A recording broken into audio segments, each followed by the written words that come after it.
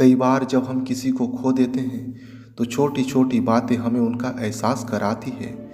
जैसे उसका किसी कुर्सी पर बैठना, उसका वो चश्मा, उसका फोटो, उसका डांटना, समय पर घर आना। एक पिता का हृदय इतना महान होता है जो ये सोचता है कि जिंदगी में जितनी मुश्किलों का सामना उसने किया, कभी उसके बेटे को ना करना पड़े।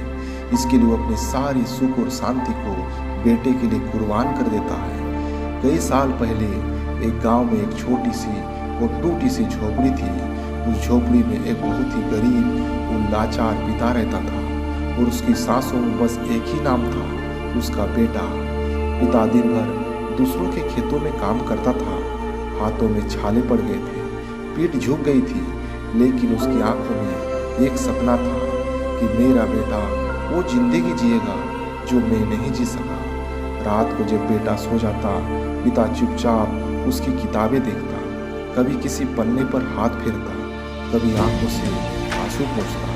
वो पिता बहुत कम बोलता था, लेकिन उसका प्यार हर सांस में था। एक रात बहुत तेज बारिश हो रही थी और उसकी झोपड़ी की छत से पानी टपक रहा था। उसका बेटा तेज बुखार में कांप रहा था। पिता ने अपने एक छोटी सी गमछी से उसका पसीना पोंछा।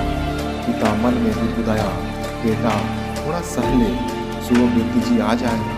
लेकिन रात बहुत लंबी थी। उसका बेटा रात भर तड़पता रहा और पिता की आंखों से आंसू बहने लगे।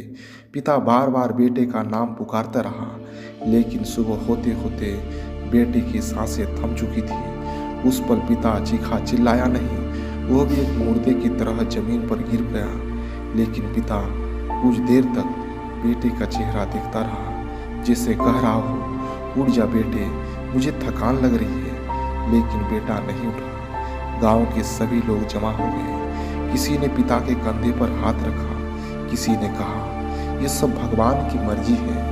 लेकिन पिता को कुछ सुनाई नहीं दे रहा था। वो पागलों की तरह अपने बेटे को गोद में उठाया और गांव गांव में घूमने लगा और बोले, कोई है जो मेरे बेटे को लौटा सकता है? मैं बदले में अपना सब कुछ दे दूंगा। लोग रो पड़े, लेकिन मौत से कोई सौदा नहीं कर सका। तभी एक बूढ़ी औरत ने कहा, आप पास के घने जंगल में ठहरे भगवान बुद्ध के पास जाओ, वही आपके बेटे को लौटा सकता है। पिता की टूटी सांसों में एक आखिरी उम्मीद जागी, जो अपने बेटे को कंधे पर उठाए वैसे ही भगवान बुद्ध के पास पहुंचा। पिता का शरीर मिट्टी से सना हुआ और आंख खुला हुआ था। पिता दुखी स्वर में बोले, भगवान मैं अच्छा पिता नहीं बन पाया, अगर बन पाया होता तो मेरा बेटा आज जिंदा होता। भगवान बुद्ध ने कुछ नहीं कहा। उन्होंने पिता की आंखों में देखा, वहाँ कोई शब्द नहीं थे, बस दर्द था।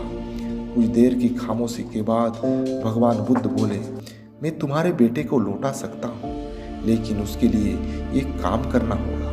पिता जमीन पर गिर पड़ा। आप जो कहेंगे वही करूँगा। भगवान बुद्ध बोले, एक ऐसा घर ढूंढो जहाँ कभी किसी की मृत्यु ना हुई हो।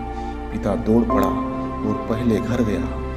वहाँ एक माँ रो रही थी क्योंकि उसका बेटा मर गया था। दूसरे घर गया, वहाँ एक पत्नी विधवा थी। फिर तीसरे घर गया, एक बूढ़ा अपने जवान बेटी की तस्वीर पकड़े बैठा था। इस तरह वो सभी घरों में गए, लेकिन हर घर में वही कहानी थी। कहीं ऐसा घर नहीं मिला जहाँ कभी किसी की मृत्यु ना हुई हो। हर घर में वही आंसू, वही सन्नाटा था। सूरज डूबने लगा। पिता थक चुका था। उसने अपने बेटे को सीने से लगाया और पहली बार फूट फूट कर रोया। मेरा दुख अकेला का नहीं है, हर घर में किसी न किसी का बेटा चला गया है। वो भगवान बुद्ध के पास वापस गया। अब उसकी आवाज़ कांप नहीं रही थी और आंखें लाल थी, लेकिन मन थोड़ा हल्का था। पिता बोला, भगवान आपने मेरा बेटा नहीं लौटाया, लेकिन आपने मेरा अंधापन दूर कर दिया। भगवान बुद्ध धीरे स्वर में कहा, मृत्यु जीवन की सच्चाई है, इससे कोई आज तक नहीं बच सका। जिनका जन्म हुआ है उसका मृत्यु होना भी निश्चित है। उसने फिर कहा, दुख से भागने वाला टूट जाता है, लेकिन दुख को समझने वाला शांत हो जाता है। इस प्रकार पिता का मन पूरा शांत और हल्का हो चुका था। उसने अपने बेटे को अंतिम विदाई दी। आंसू थे लेकिन अब शोर नहीं था।